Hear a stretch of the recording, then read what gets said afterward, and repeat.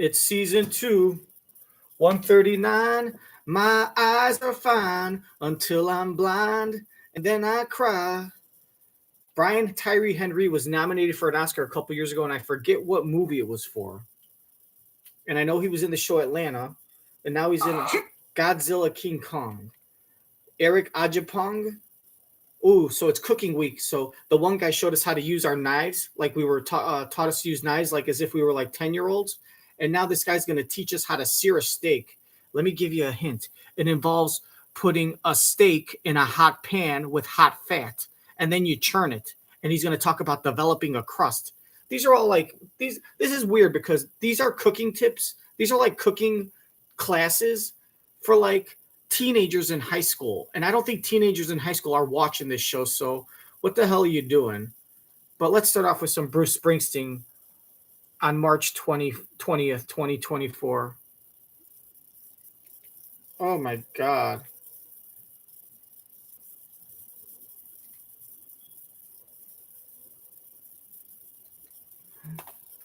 Oh my God. Don't tell me this crap happened again. You son of a crap hole. Was trying to listen to the podcast. And then I realized it's Kelly Ripa's podcast. And this is going to be a waste of my team time. I think I'd rather stick my fingers in my butt and fart 7 times and then smell them. I bet my fingers would smell a lot nicer than Kelly's neck. She doesn't wash that. Jesus. Anyway, like and subscribe if you're a big fan of fill in the blanc in my Finally feet. Tonight, the boss is back. 1, 2, 3, 4. Kicking off his tour in Phoenix, Bruce Springsteen and the E Street Band playing nearly 3 hours to a sold-out crowd, running through 29 classics and hits like Lonesome Day.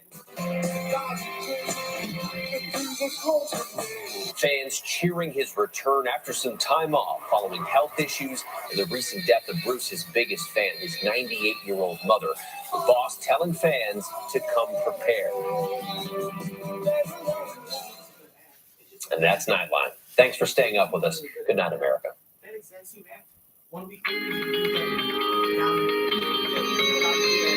Early detection saves lives. That's why it's important for women to undergo screenings to catch potential health issues. Same thing you could also do stand in down in Memphis, Nashville, Kentucky, Wyoming, Montana, San Diego. Great. You go up to Bangor, Maine, and they're not laughing. You know, so if I make music and people say that song sucks, I just know, like, well, it's not that the song sucks. It's just that I have to find the people that like the music. Come on, you son of a bitch. What the hell's wrong with all you? You know what? Don't ever get Xfinity. Snoring. So I put in my... Oh my God. I'm already anticipating how shitty this whole monologue is going to be. Come on. Yeah. Who's the guest?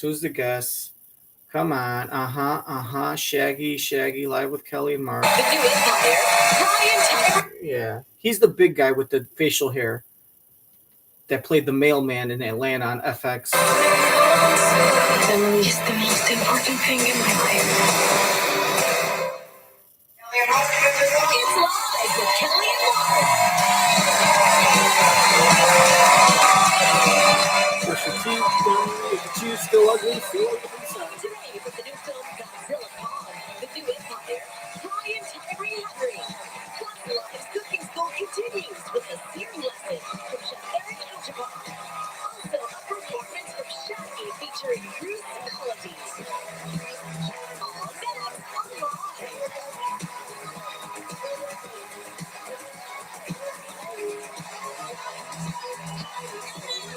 Kelly Ripa and Mark.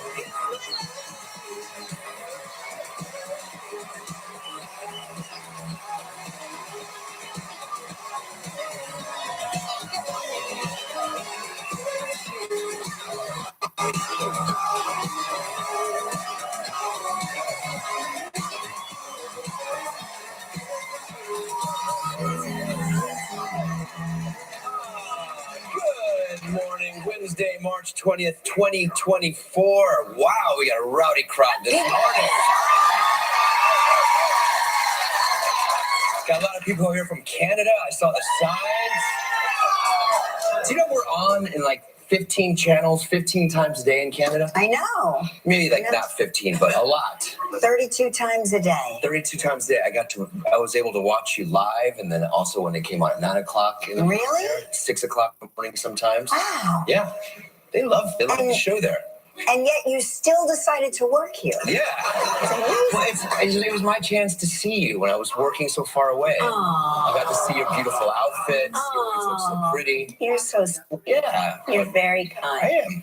He is making it up to me because Mark kept me awake all night last night. No, it's...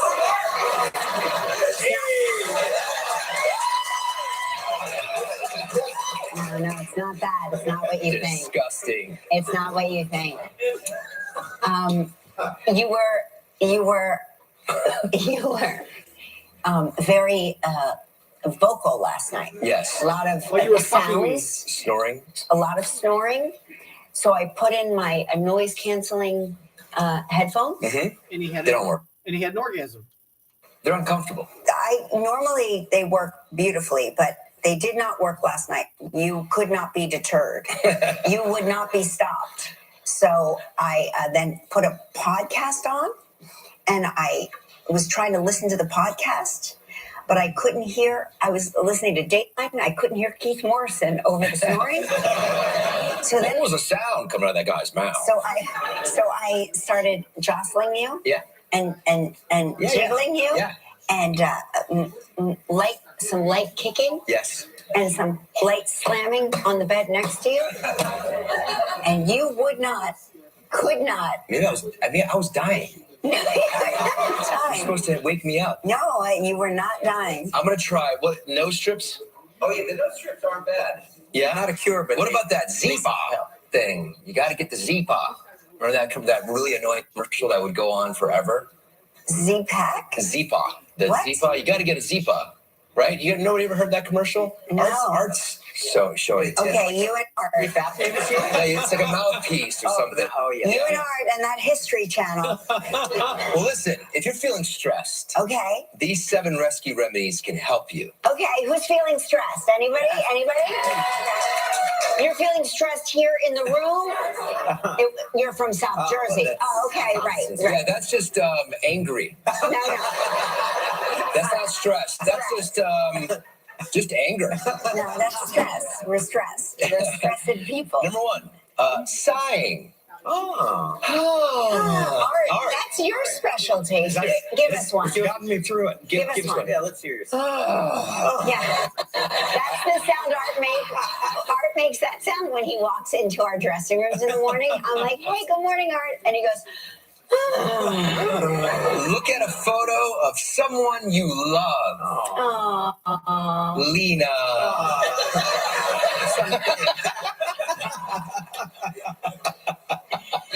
we both look at Lena. Physical touch. You were jostling me last night. Yes, I was physically touching you.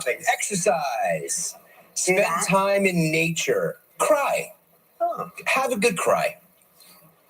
Calculate, locate, communicate, breathe, and exhale. I'm not sure what that means, and that would stress me out. I think sometimes knowing where you are, where am I? My feet are on the ground. I'm right here. Nothing bad's happening. He's snoring. It's fine. He's gorgeous. That last one is a polite way of saying sexual intercourse. Deep breaths, inhaling, exhaling, that is sex. Art makes that sound when he walks into our dressing rooms in the morning. I'm like, hey, good morning, Art. And he goes, Look at a photo of someone you love. Lena.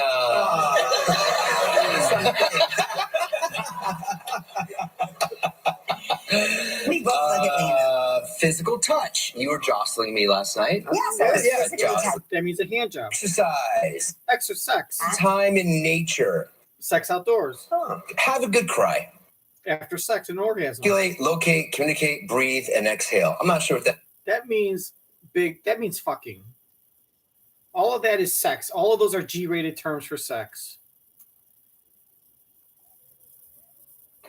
Calculate, locate, communicate, breathe, and exhale. That's actually cummalingus, performing and receiving.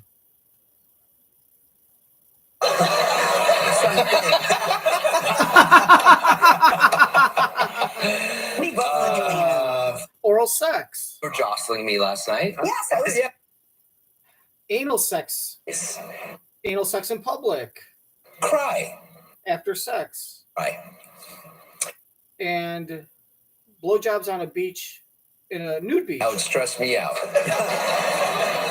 I think sometimes knowing where you are, where am I? My feet are on the ground. I'm right here. Nothing bad's happening. He's snoring. It's fine. He's gorgeous. He's fine.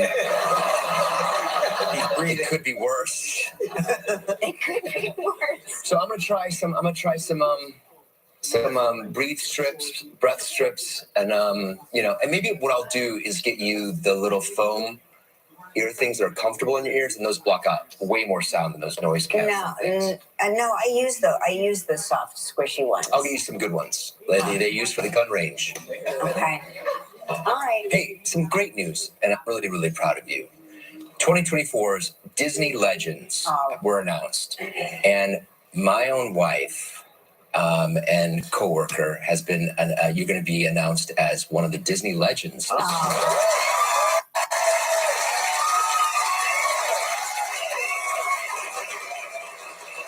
Proving the old adage that if you stick around long enough.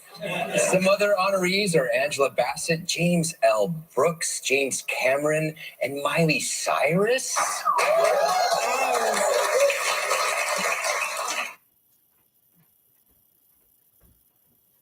All this basically means is that exactly what she said. This is just basically a lifetime achievement award. This is a lifetime achievement Oscar to an actor and actress that really is the Oscars' way of saying, look, you've been in a lot of movies, you've been nominated, you never won, we feel sorry for you. It's a pity Oscar. When someone gets a lifetime achievement award from like the Oscars or the Grammys, that's basically that's a pity award saying like you've been around for a long time, you never won anything.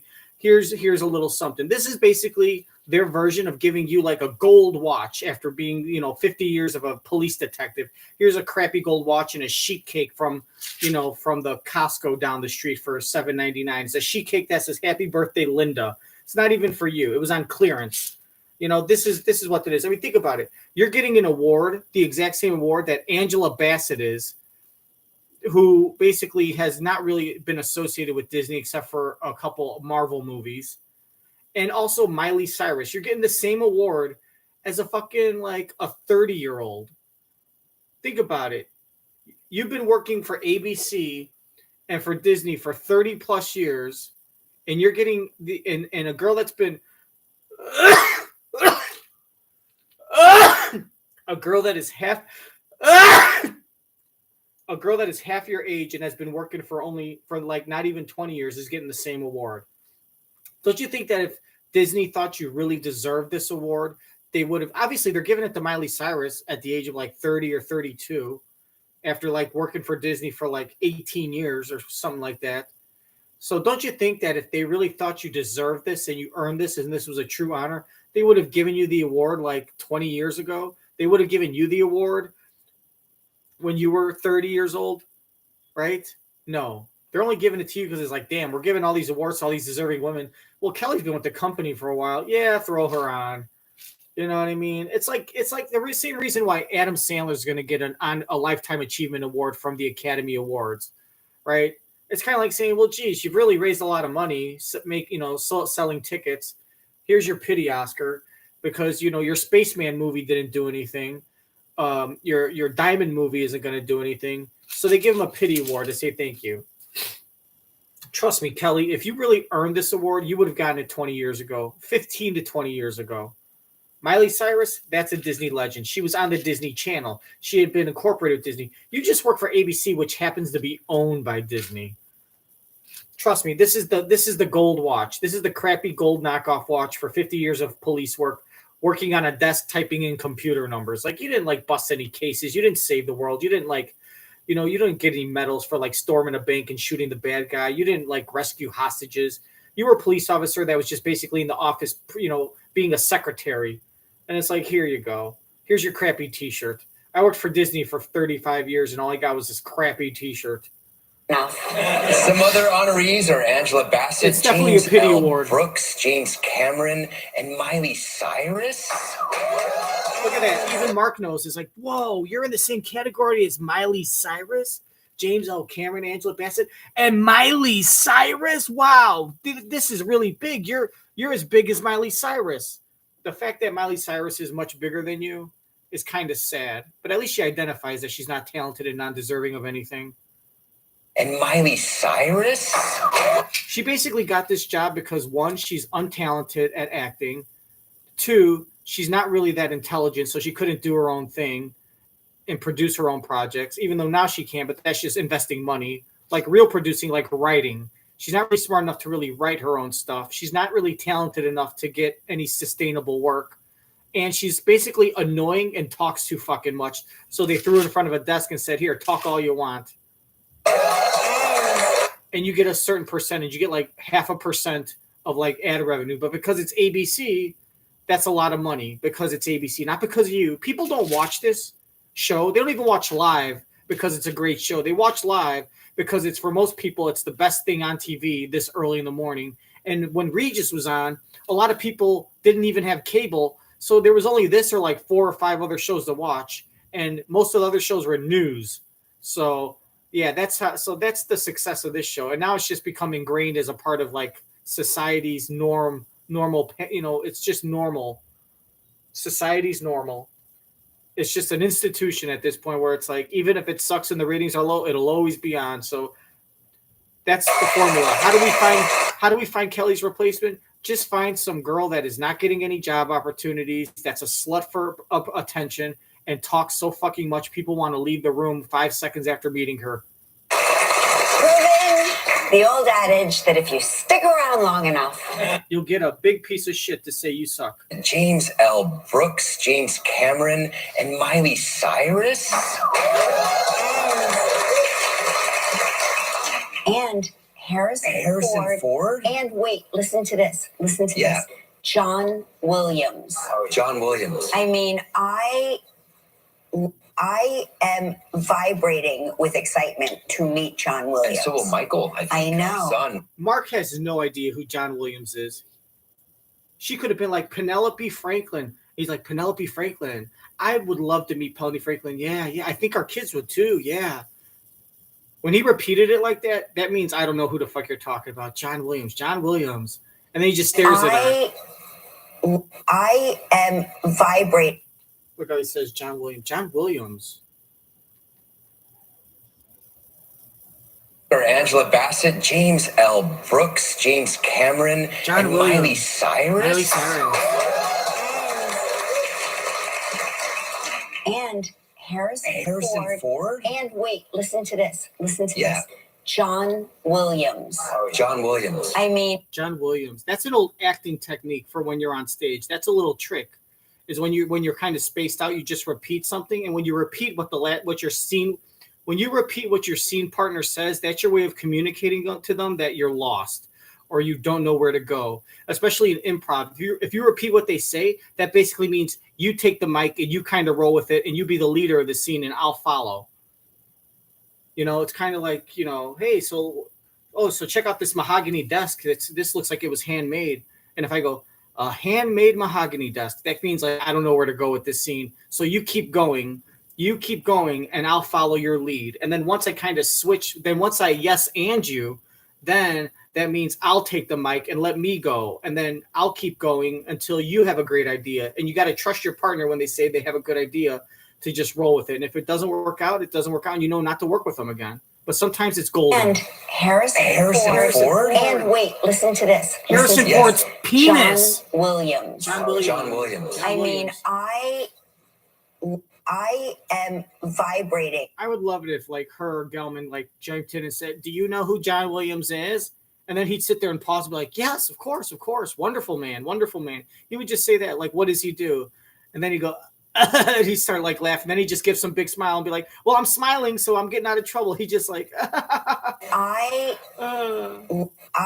am vibrating with excitement to meet John Williams. And so will Michael. I know. Son, and it's going to be on August 11th in at the Honda Center in Anaheim, California. Nobody reads a press release like you.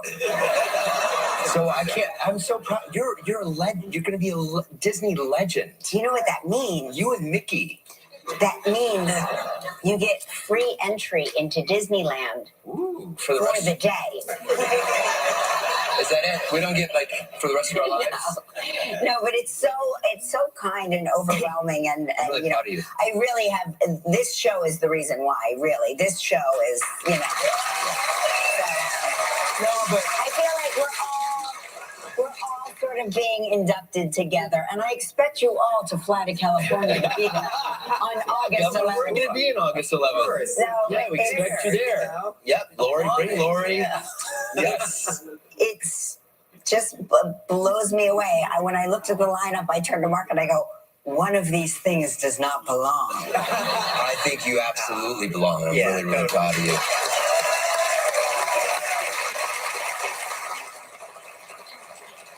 What's so funny about it is I've, worked here for, this will be my 34th year working for the same, it's almost like, my dad, was a bus driver for New Jersey Transit for 30 years. And I'm like,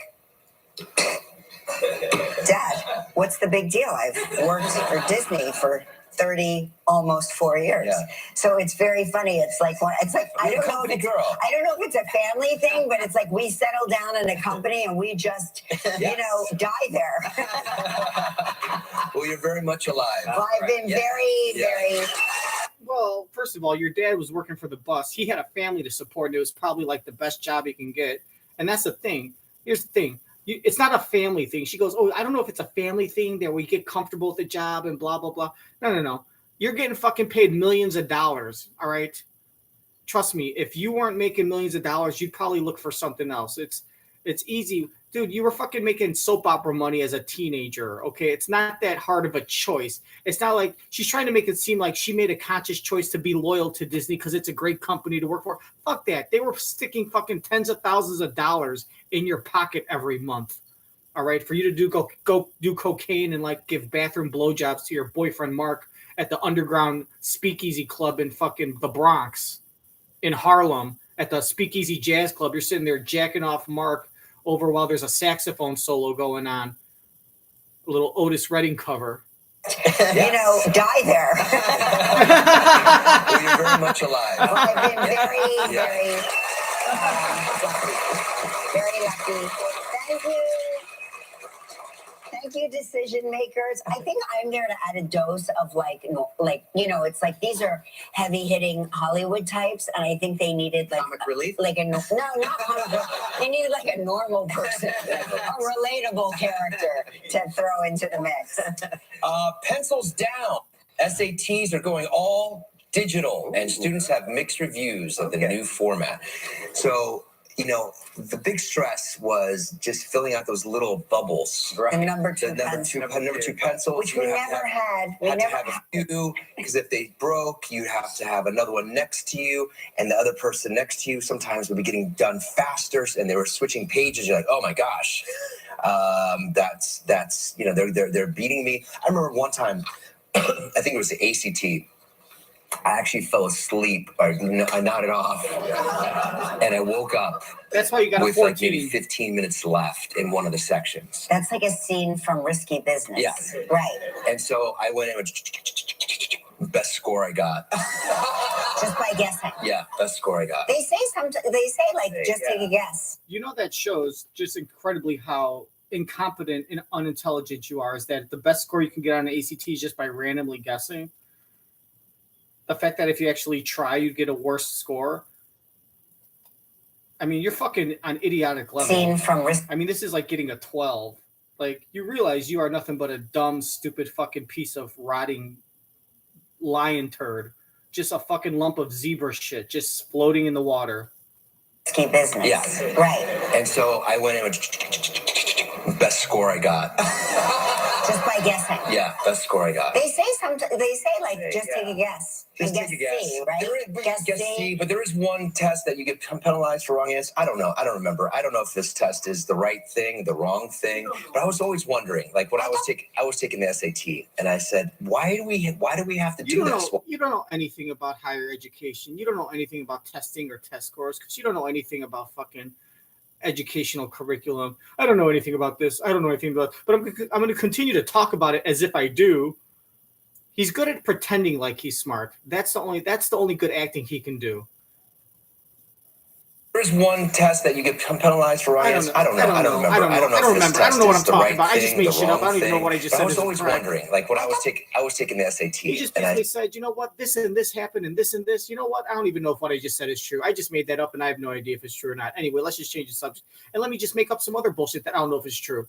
I'm just making this up. You know, you used to get penalized. Anyway, I don't know. I don't know anything about this test. I don't know what I'm saying. I'm just making this up. Wrong answer? I don't know. I don't remember. I don't know if this test is the right thing or the wrong thing. But I was always wondering, like when I was taking the SAT, and I said, why do we have to do this? Well, because the colleges require you to do it. I go, well, what if we all just said we're not doing it?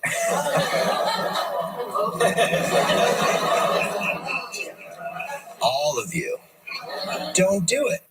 Well, they did that. That's anarchy, right? For a second. Yeah, they like test optional, but it wasn't the students' decision. It was there. So just maybe think about that, students. And when he means if all the students out of all the high school students in the country, or not even the country, the world, that if they all went on strike and said none of us are doing the test, would the colleges say, well then fine, and none of you are going to school? Because that doesn't mean that wouldn't work, because then the colleges would be like, well, then wait a minute, we're not getting admissions either, because this doesn't get you into college for free. By doing if you get good grades by having a good score on your ACT and SAT, all you do is you win the right to go into debt and pay a lot of money to a school. So if everyone said we're not doing the test, eventually the colleges are going to pick people anyway because they want the money.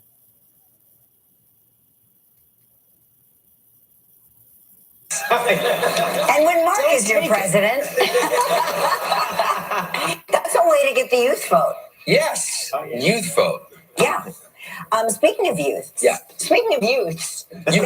they have spoken, and wallets are officially so uncool. Let me just repeat what my wife says. Uncool. Be cool. Go digital. Digital wallets are all the rage. Mm-hmm. Wallets stuffed with cash and cards is unfashionable, according to the TikTok. Younger people are increasingly using their phones. Yeah, I mean, that's the thing. That's the dangerous thing. I do it myself. I Apple Pay for everything, which feels like I'm paying for nothing. It feels good, doesn't it?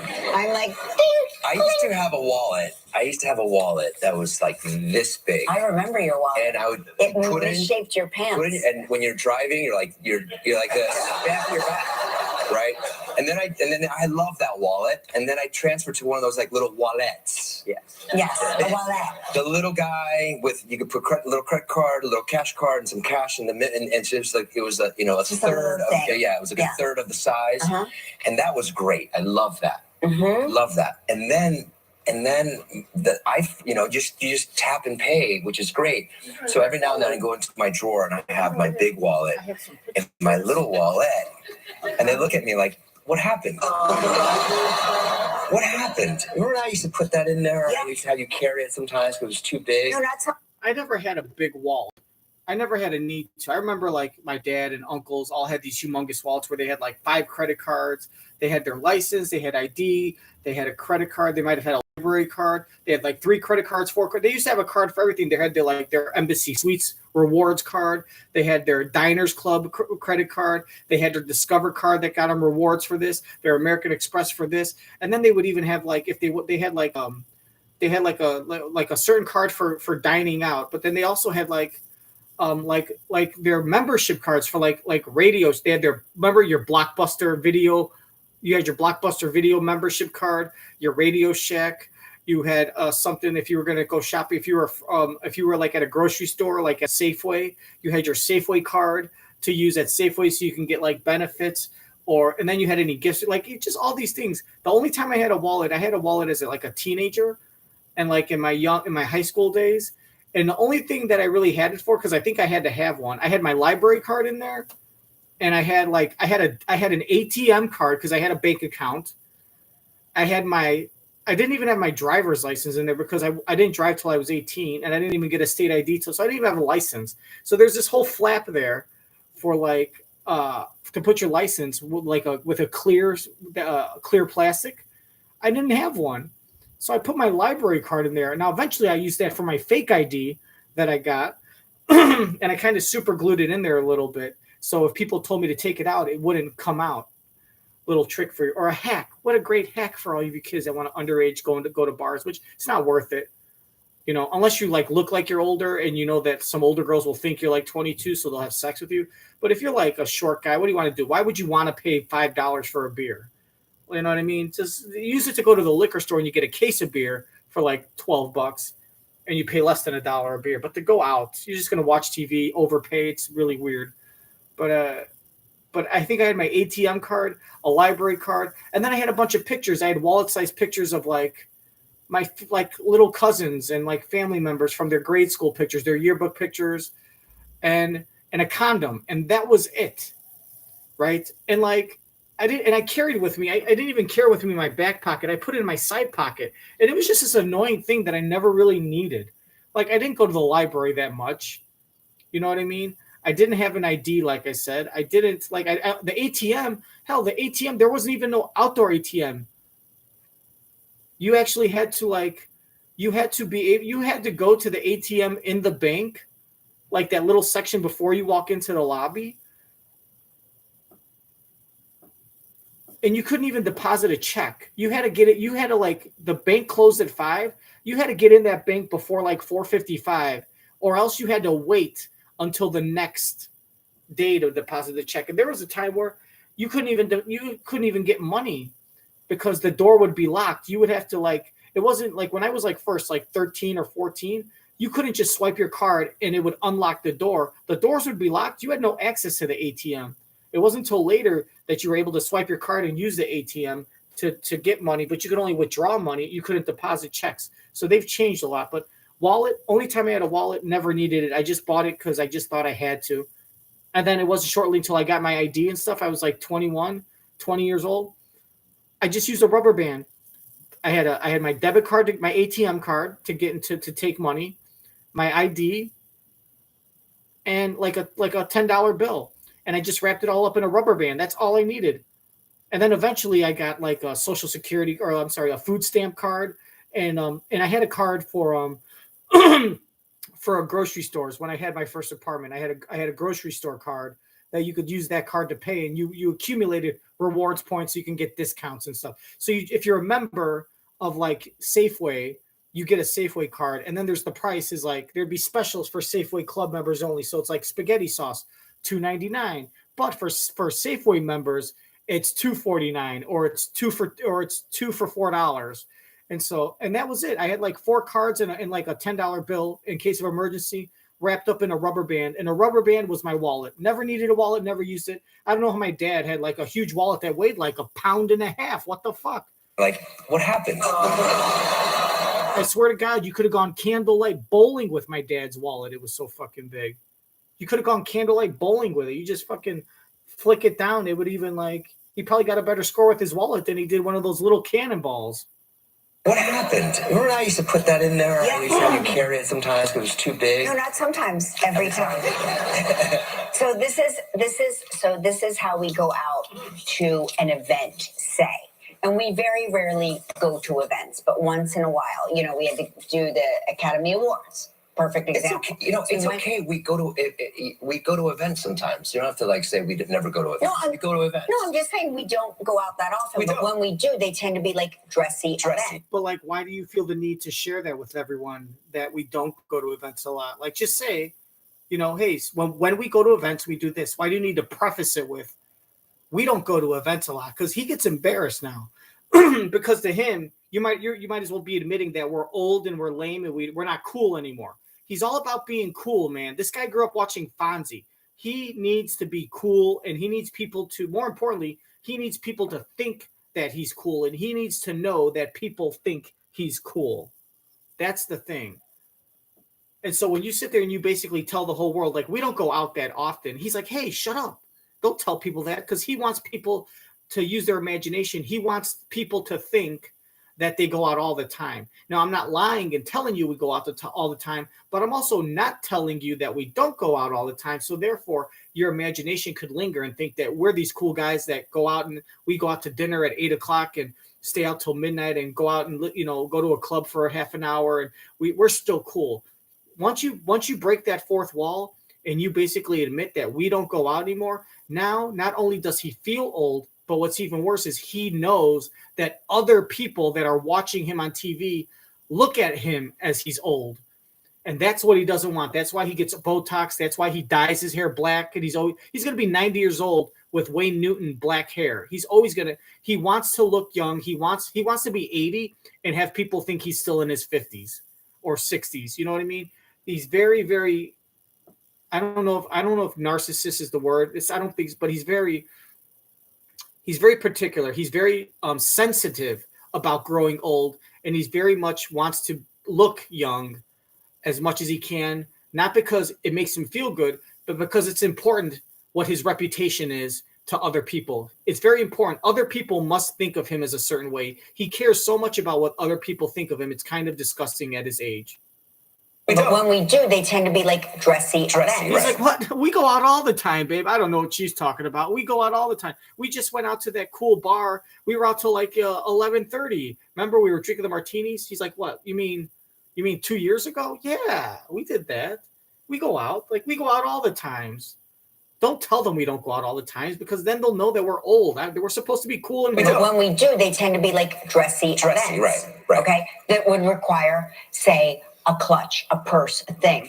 So, ladies, I'm going to talk to the women here. These evening bags. If it holds a lipstick and your phone, you're lucky. You're lucky. Usually you have to make a Sophie's choice. Do I need the phone or do I need my lipstick?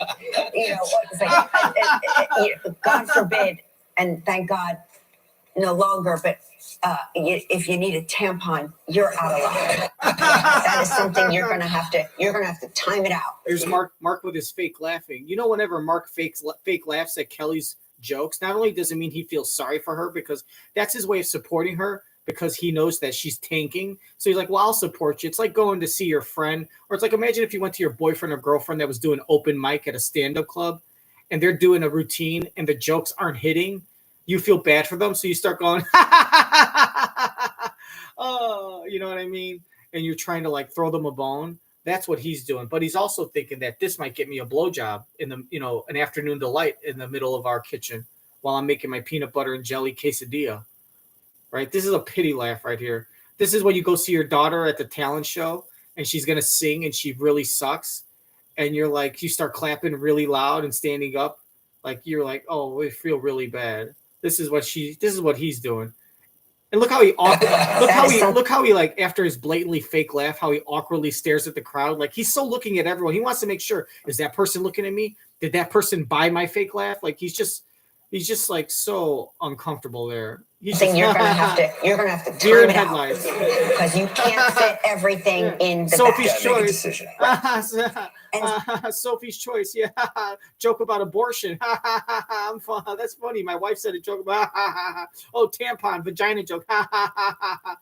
It's obvious that Mark feels very uncomfortable around any vaginal humor. And his nervous twitch is that he just starts like laughing with his teeth sticking out. Who does that? Unless it's a fake laugh, because he still has to smile, because that's his key to everything in life. If I smile and show my teeth, people give me jobs, they give me money, they give me sex, they give me a discount that isn't offered to anyone else. You know what? Take the gallon of milk for free. I like your big teeth when you smile. Oh, thank you. He knows no one's charmed by his personality, his sense of humor, his intelligence. It's always his muscle and his teeth that has gotten him everywhere in life. You're going to have to time it out because you can't fit everything in the bag. Got to make a decision. Right. And so Mark will say to me as we're walking in, and I've carefully wedged my phone and my lipstick into the purse. Mm-hmm. as we're walking through the door, he goes, "Hey," and he'll hand me his wallet and his phone. "Can you put that in your bag?" Sure. Yeah, So now I carry my half open clutch with 2 phones, his wallet, my one lipstick, which always goes missing because it falls out of my bag, and that's how I walk around. But I've carried your. You've given me. I've had your lipstick in my pants. You can hold my lipstick, or if we're that wasn't her lipstick. That was your penis. Now he's trying to justify. But I remember that one time I held your lipstick. I've done stuff for you. Don't make it seem like I'm a selfish husband. I've held stuff for you before too. Just shut the fuck up. Let's start the show. This is getting old already. You can hold my lipstick, or if we're on a hike or on a run, do you have a pocket for your phone? Because you don't have any pocket, those nice little lycra things that you wear. So I carry your phone on plenty of hikes, on plenty of walks. So Are you comparing those two? You can't be comparing those two. You know what we should do? We only need Change one the subject. phone when we go out. We'll choose. We'll flip. Say you carry your phone, and the kids know we're both. I mean, that's the only emergency. What happens if you phone we separate? need is if they reach out to both of us. So one of us really only needs a phone when we go out. Right. So you. Well, what happens if we separate and you get into trouble and you don't have your phone because we decided on my phone? How are you gonna? You're lost. Well, then I'll find someone that has a phone. I'll go into a public place and I'll use their phone.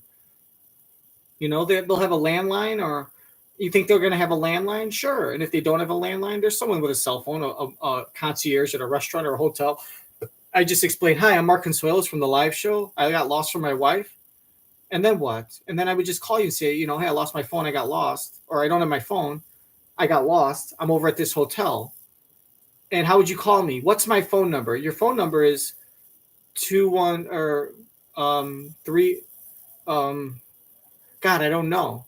That's a good question. I wonder if he knows his wife's cell phone number by heart. I would think he has to, but with Mark, you never fucking know. There's a good chance he might not know. He'd be like, "Damn, I don't know my wife's phone number." But he knows his daughter's. Really only needs a phone when we go out. Right. So we'll take your phone. I agree. And I always take my phone. Yeah, I'll leave my phone at home. Great idea. Solved. So, you guys. See, after 25 years of marriage, see how great we are? Aren't we just so great and cute? Thank you for helping us get through that. You guys, You're not you guys welcome. were great negotiators. And real quick today, one of your episodes from your podcast drops great. with Leslie Bibb. Gosh, I she's amazing. love Let's Leslie. talk off camera. You should be my press person. I am your press person. I love this podcast. Leslie Bibb, she's amazing. Yeah, she is. She's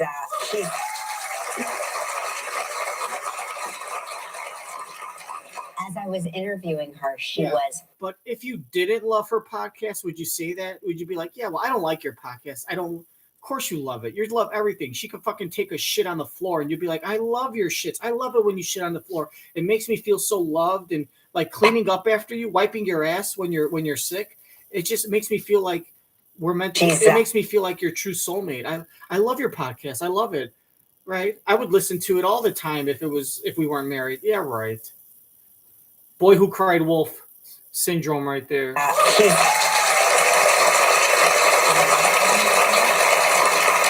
As I was interviewing her, she was packing her bags to go to film The White Lotus. Oh. Yes.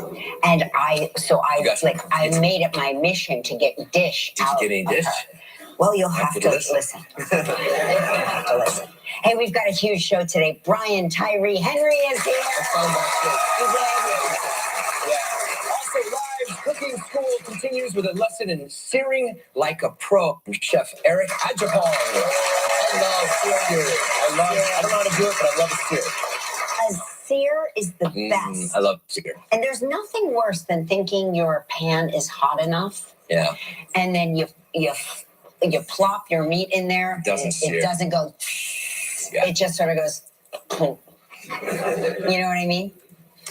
And we have a performance today by Shaggy and Bruce Melodie.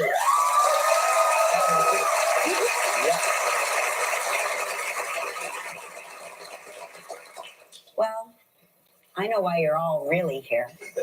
And that time has come. So look at my small It's time breasts. to play. Suck, cock. A doodle doo. It's the chicken. What he said. All right, let's say hello to Anna Leva from San Jose, California, who watches the show on KGO. Good morning, Anna. Hi, good morning. Good morning, Kelly and Mark. Hi, Anna. Hi. Oh, where are you there? You're in San Jose. Are you at the beach there? Is that what I'm seeing? Yes, I was at the beach. We were celebrating my son's birthday. Oh, fantastic. Well, beach time is coming. And you know how this game works. You've given us two statements. One is true, one is false. I have 60 seconds to decide which is the truth. If you stump me, you'll win this. And this. All right, Anna, here are your two statements. My nephew and my cat are named after a fictional character. Or my mom won a prize when I was born. All right. Hey, what are your nephew and cat's names? I want to say that. Well, because she could say my mom won a prize when I was born and the prize was me. That's the lie. The truth is my nephew and my cat are named after a fictional character. And they're two different names. Real quick, which fictional character is your cat and your nephew named after? Felix. Their names are Logan. Logan. All right. And which character is that? Logan? From Wolverine. X-Men. Wolverine from X-Men. I Yeah. gotcha. Okay.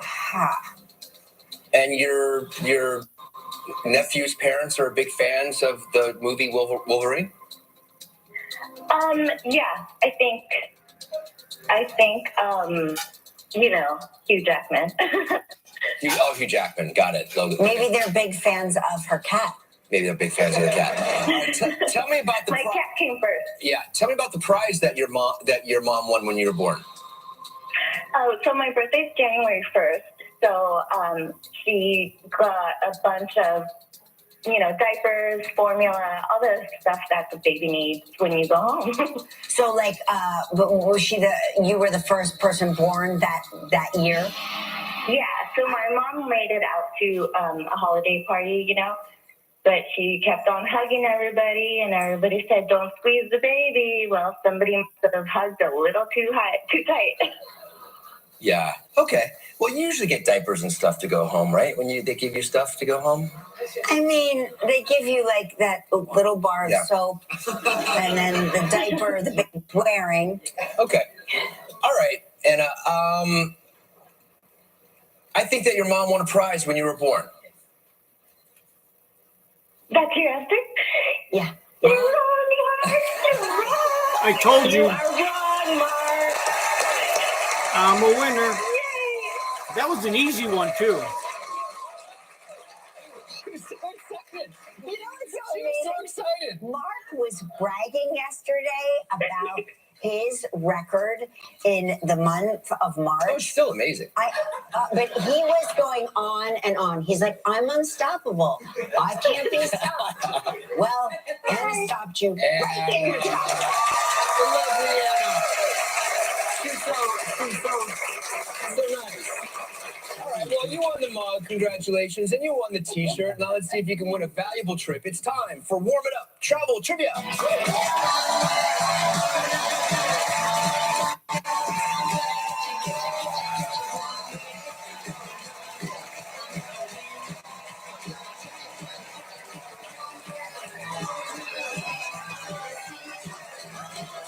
Oh, yeah, I'm going to fuck her.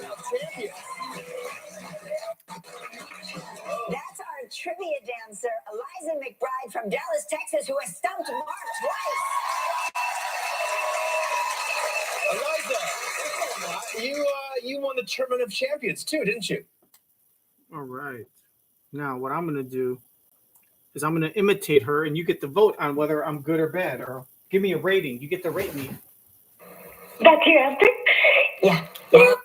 And unfortunately, YouTube, you're back on ban.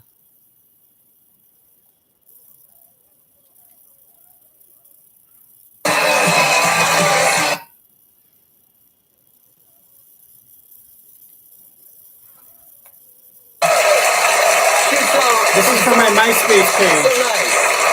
All right, well, you won the mug. Congratulations. And you won the t-shirt. Now let's see if you can win a valuable trip. It's time for Warm It Up Travel Trivia.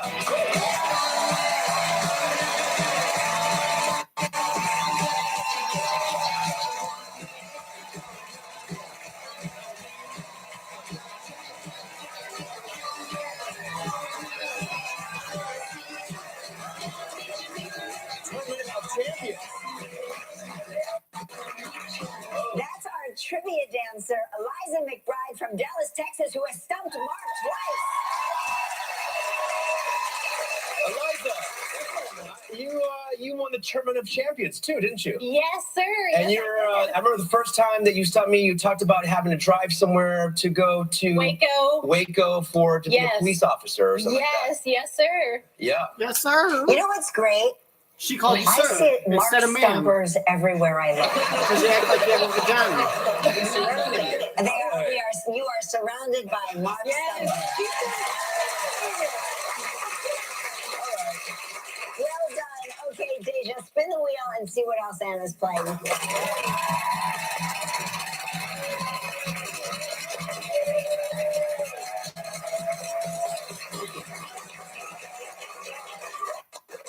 Okay, you're playing for a trip for two to the Western Bay Shore in Vancouver, Canada. Nice.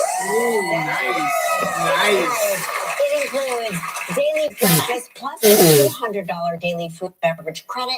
It's a prize valued at $7,000. You have 20 seconds and only one guess. Anna, good luck. All right, Anna, here we go. On yesterday's show, we spoke to Lisa Ann Walter. Who did Lisa Ann say introduced her to Kelly? Oh, it's easy. She was on. Oh God, that's such a hard. That's not fair. You give so many easy questions. It was a girl on the cast of All My Children. It was an actress on All My Children, or an actor that introduced her to Kelly when she was like 18. That's not fair, because now they have to know like soap opera actor history. Her to Kelly. Oh, that was Walt Willie. Yes! Congratulations. You and That's fucking bullshit.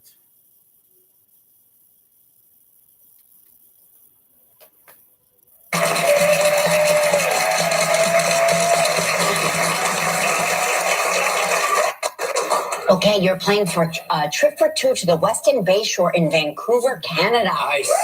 7 days, 6 nights. It includes daily breakfast plus a $200 daily food beverage credit. It's a prize valued at $7,000. You have 20 seconds and only one guess. Anna, good luck. All right, Anna, here we go. On yesterday's show, we spoke to Lisa Ann Walter. Who did Lisa Ann say introduced her to Kelly? Barbara Walters' son. Oh, that was Adopted. Walt Willie. Yes! congratulations. You and a guest will enjoy 7 days and 6 nights at Weston Bay Shore, Vancouver. Situated on the picturesque Vancouver Harbor, this resort-style waterfront hotel People, is the don't hub you for know that well-being. Vancouver is in Canada, although Marquis sits in Mexico. Hey, congratulations, you just won a free trip to stay in a hotel while it's 10 degrees, and you're going to be freezing your ass off. Oh yeah, you want to be cold? Congratulations, you get to hike and get scraped knees and fucking, sleep with sweaters on. Congratulations, good for you. Tropical Thank you. 20-degree Now you get paradise. to make the day of a lucky member of our studio audience who will receive the Roomba vacuum cleaner from iRobot. So please pick a number. People hate to vacuum. This is like a social experiment. Please pick a number between 1 and 126. 75. 76. Oh! 76. Oh! 76. Oh! Oh my God. I just pulled a Mark Consuelos random guess and I almost won. But now I can tell people I'm a genius. I'm a genius. That kind of makes up for your horrible seat behind the pole. All right, congratulations again, Anna. Thanks for playing with us when we return. Brian, Tyree, Henry is here. Still ahead on Live, a performance by Shaggy and Bruce Melodie. Live's cooking school continues with a lesson in how to sear like a pro from Chef Eric Adjepong.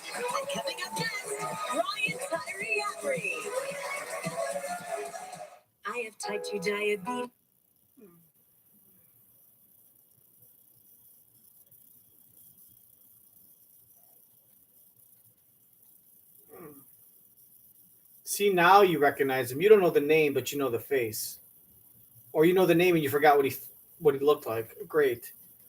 This is what this is what I live for.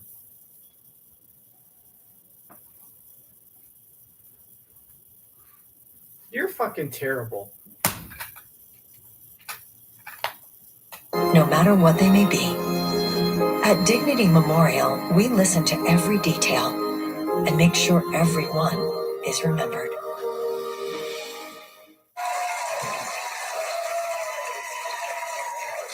Eliza, our trivia dancer, gave me this hat. And I am so happy about it. It suits you. Thank you very much. Yeah. All right. Here comes an Oscar, Emmy, and Tony nominated actor who is about to hit the big screen in the action-packed film Godzilla Kong, The New Empire. Please welcome back to the show, Brian Tyree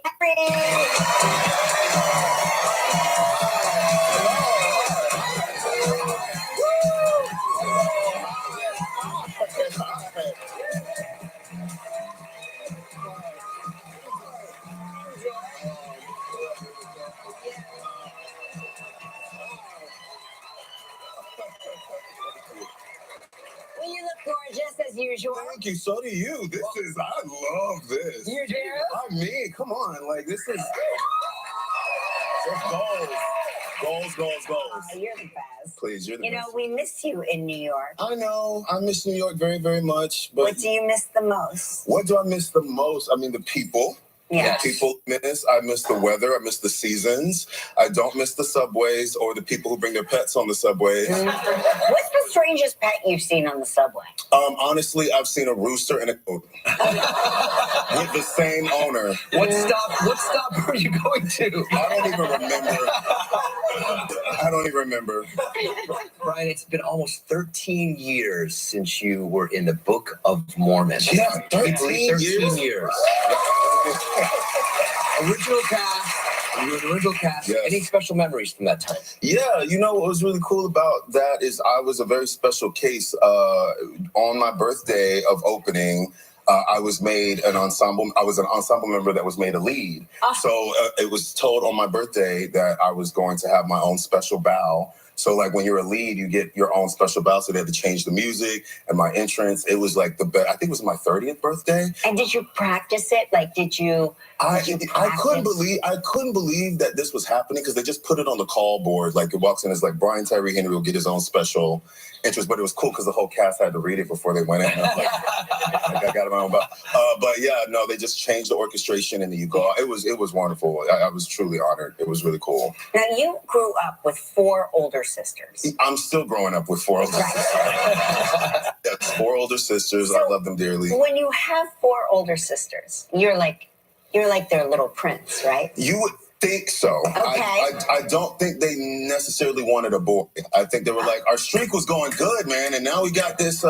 So I went through a lot of hazing, but it was cool. I could take it. I was able to haze back. You also have to have a lot of patience, okay? Because we grew up in a very small home with all these people in it, and there was one bathroom. One bathroom. Oh, yeah. So as a child, you just learn to potty train early, and then like it's kind of like double dutch, trying to figure out when to get in the bathroom. Yeah. 4 women who were all teenagers at the time. Oh my God. We all survived. We all still love each other. There's scars somewhere on all of us, but it's all good. Yeah. Right, it's cooking school here on the show. Is there anything that you would like to get better at? Baking. Baking. I'm terrible at baking. Really? She's a great No, baker. come on. I'm really good at watching bake-offs. That's my thing. But like baking takes so much patience. I think all my patience from being a kid went away. Like I can't sit and look at that oven for too long. You know, it's really science. See, look at you. You're already just even. You're like, see, and stuff. Because I'm not a great cook, but I can follow instructions, and that's all baking is following instructions. I'm a nightmare. Like as soon as it's like half a cup, 3 teaspoons, I'm like, I can't do it. Like I cannot do it. But what I do love about baking is the cookware. I have a weird obsession. I will literally dress up like in a scarf and glasses and go to Williams Sonoma just to see like it's great. the Christmas season. I love it too. I was like, who knew you could make that many snowman tins? I was like a melon baller. I have all of them. Lemons. I need to come to your house. I make snowmen. I know you do. Kelly, born. It's like, why is this It really so is. amazing? I don't know when this started, but I love it. All right, we're going to take a little break. But coming up, Brian tells us about working with one of the biggest actors in the business, King Kong. Stick around. Still ahead live. Live cooking school continues with a lesson from Chef Eric Adjepong. If you're taking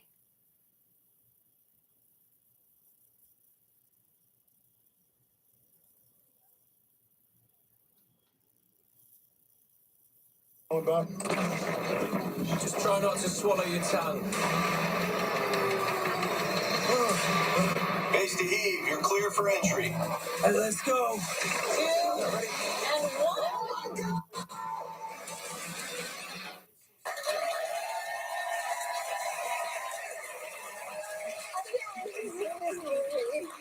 Godzilla, King Kong, The New Empire. This is so my jam. I know it is. It really is. It's really great because it's one of those movies that encourages you to leave your home and go see it. Yeah, on of the big course. screen, you know, at IMAX especially. And if you really want to see me scream the word "oh my God" more than 170 times in the first hour, you want to do it in surround sound. So tell us about the film. Is your character all of us? Yes, I am the voice of the people. Bernie, you know, is returning from Godzilla versus Kong, but this time he actually gets to get a front seat to the adventure. He goes with them to Hollow Earth. The first movie I was more team Godzilla. This time I'm team Please Save Me. And so we were going to Hollow Earth, and he's going on, you know, with the team with Rebecca Hall, Dan Stevens, and Kaylee Hoddle. We go down and we're trying to figure what this new empire is. And like I said, you have to see it in the theaters. There's something called RDX. Have you heard of that? Where it's like an experience where you watch the movie and they shake the seats and mist. I think they've added Kong spit for this one. If you really want to, like, maybe. You get misted? Maybe. All right, so the making of this movie, I know you probably had a lot of CGI. Were you acting with the tennis ball? Mike, let me tell you something. You don't know who you are as an actor until you have to act with cat toys. So let's say, like, the scale of this movie is so big. So if you needed to figure out where Kong or Godzilla's eye line is, there's somebody with a cat laser pointer, and you really have to trust them because you'll be on set just. And you're just like, this is cinema. You know what I'm saying? So, but it was really fun. It's crazy. There was somebody that had a foam finger on a pole. So we're supposed to like pretend it's Kong's finger, but there's just a person down there laying on the ground just holding the pole. Oh, who said we didn't? We didn't salvage anything because we were just like, what is happening? It's so amazing because It's so I amazing. always say any actor in an action-packed film such as this never gets their proper acting credits because It's you hard. are truly using your imagination. Suspending belief. And this one is crazier because our Titans now are, you know, they have feelings. So now they're expressive, especially Kong. So like they'll be like, look in Kong's eyes, he's sad. Okay, now he's laughing. Okay, now it's a monkey. But we did it. We hung in there. It truly, this one is really amazing because this one is like what we call the punk rock Godzilla and Kong. It's like going to a Kiss concert. I get it. That's why I love it. Hey, listen, Brian, come back and meet with us. I would love to. Thank you. Godzilla, Kong, The New Empire is in theaters and IMAX on Friday, March 29th. Next, how to perfect the perfect sear. Tomorrow on Live, from the new Broadway musical The Great Gatsby, Jeremy Jordan. This is Steve Molman and Samantha Molman. This is the only place They don't always fight for people injured. You know, the owners of the bar live in the same subdivision as me. You know what I mean? I had to stop. Like, I had to defend myself from some fake accusations that are coming. Listen, we're gonna take a little break. Some fake. I had to name drop and almost say all this stuff just to convince the bartender that to defend myself with these accusations based off of a fake narrative, a fictional narrative that this girl created out of her own insecurities and her own fear, based on probably how past boyfriend.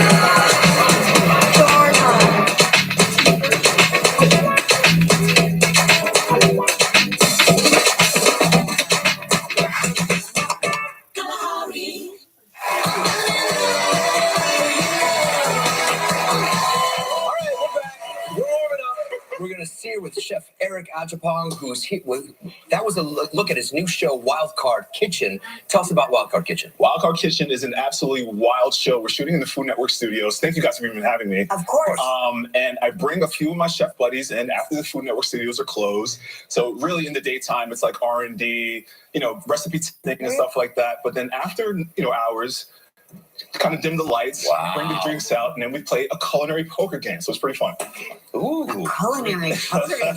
Well, we just want to learn how to sear. All right, let's get started. Sure. Let's get started with meat. Okay, when it comes to searing meat, I absolutely love to start off with any sort of like steak at room temperature. It kind of helps you. I love to start off with that. Cook the cooking process. That's just your choice. So Is that a we'll take pro little bit tip? of oil. Okay. Or is that just something everyone should grapeseed, do? avocado, doesn't really matter. But what we're looking for is an oil with a High smoking point. So when we're searing, we want to add a little bit of that oil right on top of the steak. And then season it with salt and pepper. And then we put a little bit of that oil right in the pan as well. And we're looking for a too much oil, Kelly. This isn't lubricant. Jeez, like olive oil is not good. Exactly. Not good for that, right? Olive oil is not good for that. Lower smoke point. Essentially, what's happening? We'll throw a little salt and pepper on that. So essentially, what's happening is you're kind of like burning the oil before you actually cook the steak, right? So you want an oil that can actually stand up to the heat of that cast iron. So we have a little bit of oil, a little bit of pepper in there as well. Thanks, honey. And I like to go aggressive on the seasoning, especially for a steak, right? Yeah. She put oil on that steak like the steak was a vagina and the fucking oil was a flavored lubricant, a lubrication. I like to go aggressive on the seasoning, especially for a steak, right? Yeah. I like it salty. You got to salt exactly. Yeah. 100%. Yeah. Oh, great chiming, Kelly. Geez, you really know what you're talking. Have you worked at like 5-star restaurants? That was a great comment. That's going to get you an Emmy. I like my steak really salty and peppery. Oh, you like your steak salty and peppery? Wow. What a revelation. Geez, how did you come up with that? You're a genius. So, have a little bit of oil, a little bit of pepper in there as well. Thanks, honey. Yep. And I like to go aggressive on the seasoning, especially for a steak, right? Yeah. I like it salty. You got to salt it exactly, 100%. So once you get all your salt and pepper on, then we go ahead and just... That's going to get take you that, right and you want to hear that like beautiful sizzle right on top. Oh, yeah. Isn't that satisfying? That's so nice. Right? It doesn't sound sizzly enough. Chef, the best pans for searing. I like the skillet, right? I love the cast iron. The cast iron is such a great pan. It retains heat so well. You don't have to like play and fidget with the knob so much. And you're just getting direct heat immediately, and that's exactly what you want. So we add a little pressure right there, and essentially just kind of leave it to do its thing. I've seen those weights you can put on it too. Exactly. Yeah. So you want to kind of create a very like flat surface, flush area with the steak and the cast iron, and that right there creates this beautiful kind of just like even crust. What about the non-stick pans? Non-stick pans, not necessarily for this. I mean, I want something that's going to come up and really like take the beating of the heat, like right? a penis? Non-stick pans, usually a little bit more flimsy, so I tend to go with like eggs, something. My penis is something that'll come up and can take a beating. Come up and really like take the beating of the heat, right? Non-stick pans, usually a little bit more flimsy, so I tend to go with like eggs, something more delicate in a non-stick. But when it comes to steak, some bad boy, you really need a cast iron. I can tell you're a chef because you just put your finger right there on the side. At this point, they're so numb, right? Exactly. All right, but now that we're going into some salmon, so same rules apply. We'll add a little bit of oil right there on top of the salmon. Same like grapeseed or avocado oil? Grapeseed, avocado, canola, vegetable, those really high smoking fats are perfect for searing. Okay. And then when we're searing, all we're looking for is just creating texture, right? We're creating that umami-ness, that kind of like, I don't know, whenever I go to a grill or whenever I have like a really nice steak at a steakhouse, the first thing I'm looking for is that perfect sear, right? On that steak. You want it because it adds a little bit of unctuousness to your steak. Yeah, but the fish is different. It's different sear on a fish, yes? Different sear on a fish. You're not going to go as aggressive, and that's why we're going to go, again, a little bit of that really high smoke oil. Okay. Did you season the fish? Yes, absolutely. So take a little bit of salt, a little bit of pepper as well. Wait, I didn't season it yet. There you go. Stop trying to help. You're actually hurting. When we come hurting. back, we're going to finish up our searing lesson when we return. Stay social with us. Follow us at Facebook, Instagram, X, TikTok, or subscribe to our YouTube channel. See all your favorite moments and anything you might have missed. You did the craziest thing last night. You went... which is so irritating. Wait, you're irritated that I caught my breath and didn't die?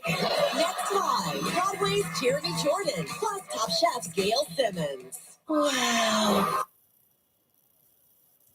I fucking hate it when guys do what Mark just did. Is they feel like they need to help their wife or their girlfriend with every single little thing. Like he's just sitting there, here, let me do that for you. Because sometimes it's sweet, but sometimes it crosses a line. And the implication is that I have to do this for her because she's incapable of doing it by herself. She needs a man to do that for her. Let me do this for you. She's like, I didn't season it. Like, you're like, get off her ass, bro. Like, geez, you're so desperate to fucking get laid today. You're fine. Dude, it's a sure thing. Just pinch her in the hip. Largest, most reliable 5G networks, free for 12 months. Be astounded and switch today.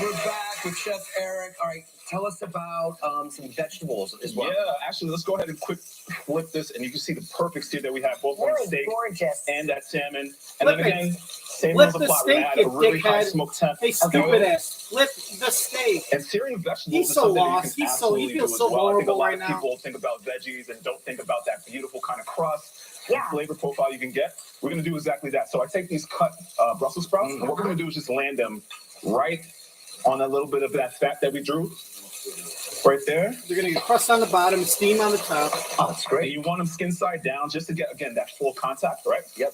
Oh, they're popping like popcorn. And they do over pop here. like popcorn. Hey, Chef, tell us about your work with Save the Children. I hear there's some exciting news. Very exciting news to announce. I am officially ambassador for Save the Children. And so Oh, that's so great. Congratulations. All right, what's the reverse searing? reverse searing is really kind of doing everything. Reverse sear, it's when you do everything reverse. Okay, you fucking Special Olympics, fucking 10th place finisher. You basically cook it, instead of searing it and finishing it in the oven, you cook it in the oven at a low temp, right? And you cook it up to like 100 degrees or 110 degrees, and you cook it in the oven. And then when it comes out of the oven, you throw it in a super hot pan with hot fat, and then you sear it after you cook it in the oven. Easy. Reverse, backwards. Look it up in your fucking little wallet. Picture thesaurus. That we're doing right here, but in reverse. So this is a pretty thick steak. So with the reverse sear, what you would do is actually start it off in the oven first, right? Okay. Get it to almost like that perfect temperature that you wanted at. And then once it's there, we're going to remove this guy. And this essentially is a steak that's been kind of cooked in the oven. And then we just kind of land it right there. And the reverse sear is a lot faster. We don't really need so much of that time to develop all that beautiful crust, because a lot of that work was done in the oven. So you're just finishing it off. You're just finishing right off, exactly. Well, thank you for all the work you're doing for Save the Children. Congratulations. Thank you. Check out Wild Card Kitchen Tuesdays at 9 p.m. on the Food Network. Next, Shaggy and Bruce Melodie perform. If you would like to know more about this week's booking list, just log on to our website at livewithkellyandmark.com.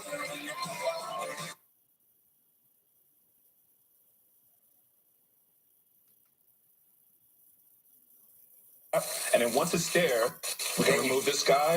And this essentially is a steak that's been kind of cooked in the oven. And then we just kind of land it right there. And the reverse here is a lot faster. We don't really need so much of that time to develop all that beautiful crust, because a lot of that work was done in the oven. Right? You're just finishing it off. You're just finishing right off, exactly. Well, let me ask you something. What about this big hunk of fat? Don't you want to cook that side with all that fat first, so that way you melt the fat and render it? So that way you're not getting so much grizzle, and you're rendering that fat. The amount of fat in your steak shrinks, so you're not getting bites of fat when the customer's not getting big chunks of fat. But by cooking that side first, not only are you saving the customer from having to be presented all that fat, but you're melting that fat and rendering it. So then when you do put the flat side down, you're actually cooking the steak in its own beef tallow. How about that? Did you say that? Why not you say that? Off in the oven first, right? Okay. Get it to almost like that perfect temperature that you wanted at. And then once it's there, we're going to remove this guy. And this essentially is a steak that's been kind of cooked in the oven. Look at all that fat on the bottom. Look at all this fat. There. He should be rendering that. He should cook that side first and melt that whole fat cap down. because a lot of that work. Fucking loser. He ain't no fucking chef. Man across the line, it's like she control me. Friend them talk about how she hold me. He's a fucking successful cook in New York. He gets paid a lot of money, but his rent's like $3,000 a month for a 1-bedroom. He probably owns a condo. Do what I do. Melt as much of the steak fat as you can and cook the meat. The other is one of East Africa. Cook the meat in its own fat. Yes. Shaggy's still around. Boombastic. That's all I know. It's the lava. Welcome back. Okay, one is a reggae icon. The other is one of East Africa's most celebrated artists. Here's Shaggy featuring Bruce Melodie with When She's Around.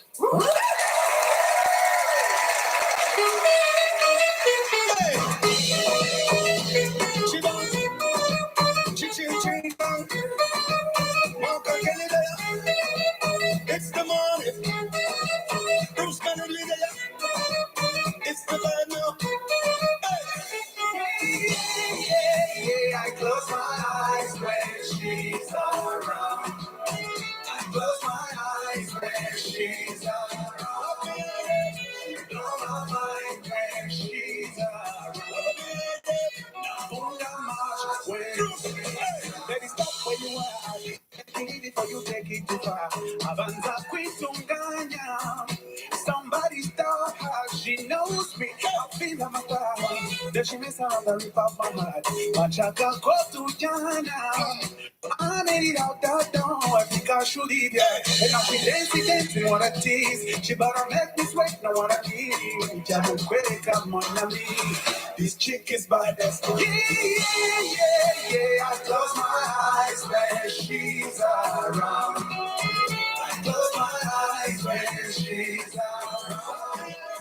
She knows my mind when she's around.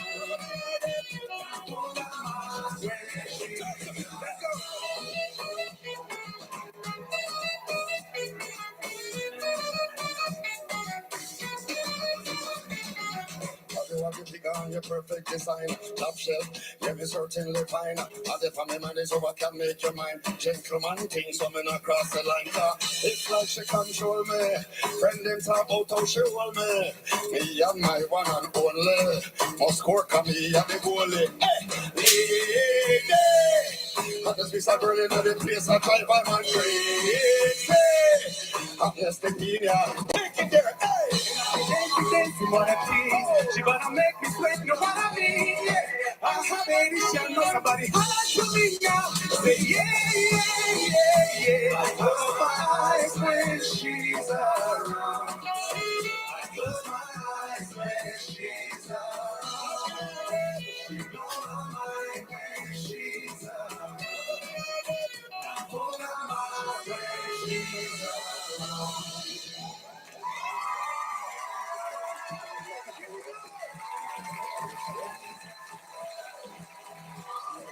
Starting out live from the new film Roadhouse, Lucas Cage.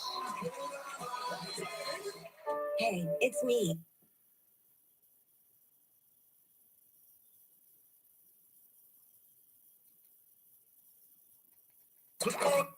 I said, me and the gonna man hit it, but I want to. Now you know that I can't say that you need to. Baby, Closed captioning sponsored. Oh, Grey's Anatomy. Remember when Dr. Dreamy and Meredith first met at the bar? They were both sluts, and they thought they were just having a one-night stand and would never see the person again, and then they worked at the same hospital. This is awkward. Eric. Meredith. But what are you waiting for? Let's go.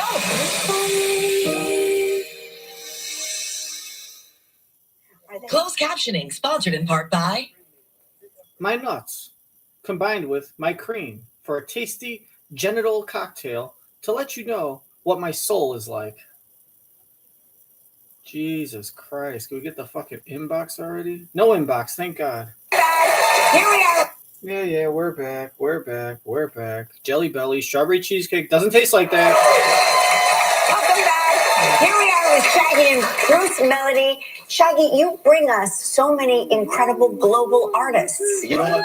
It's always great to have that global vibe to it. You know, if you listen, like, if you check the track record of all my songs, I've always brought new. I did, it wasn't me with a new artist, which is Rick Rock. With on Angel, it was Rayvon. All of these songs are always new artists, and I'm inspired by them. Bruce, how did you two meet? We met on Grindr while I was on vacation in St. Thomas, and we met on Grindr, and we were on. I ended up getting a helicopter sent for me on Jeff Bezos' boat, and then he hit it off real quick. We hit it off real quick. Lots of weed, and then there's this special squid. It was a squid and then a black ink cocktail that Jeff Bezos' personal bartender made, and we made love in the ocean, skinny dipping. They thought we were playing around. They thought I was choking on raw fish. And he was giving me the Heimlich, but this was anal sex, man. And then he's now the boyfriend, but we are in closet. Through Steve. Yeah. And then, but we are still in. What do you say, Shaggy? He calls it "we are in closet." I have no idea what that means, but we are relationship in closet. So I don't know what it means, but I'm happy to be that with him. Steve came to Kigali, and then he heard my song playing on the radio. He liked the song, and he was like, "Yo, we should add Shaggy on the track." I couldn't believe that because I'm a big fan of Shaggy. And now we sent Shaggy the sound. Steve sent the song, and then Shaggy dropped the verse. For the first time when I heard that, I was like, "Yo, I'm doing a song with Shaggy." That's amazing. When She's Around by Shaggy and Bruce Melodie is out now. Make sure you check it out. We'll see you tomorrow.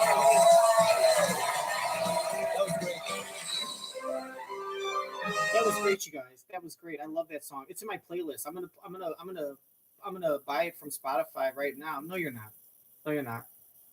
You bring us so many incredible. No, he's not. All right. Well, thanks for watching episode 139 from March 20th. Like and subscribe. Steve came to Kigali, and then he heard my song playing on the radio. He liked the song, and he was like, "Yo, we should add Shaggy on the track."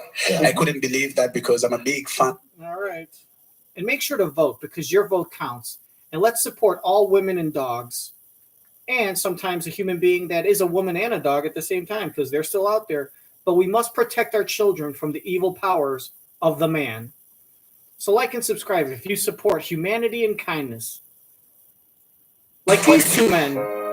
If you're living with HIV, or these people with imagine AIDS. being good to go without daily. Let's support gay men on couches with AIDS. Let's support women with AIDS that want to go party in Portugal. Hey, we're about to kill AIDS because AIDS has killed us. If you're against AIDS, like and subscribe so we can beat cancer and beat AIDS by giving me money. All right? My OnlyFans, there's a link in there. You might have to look at my butthole, but it's all for a good cause. Beating AIDS. Or as Mark would call it, la sida. Effects include allergic reactions, post-injection reactions, liver problems, and depression. If you have a rash and other allergic reaction symptoms, stop Cabenuva and get medical help right away. Tell your doctor if you have liver or kidney problems, mental health concerns, and if you are pregnant, breastfeeding, or... All right, very good, very good.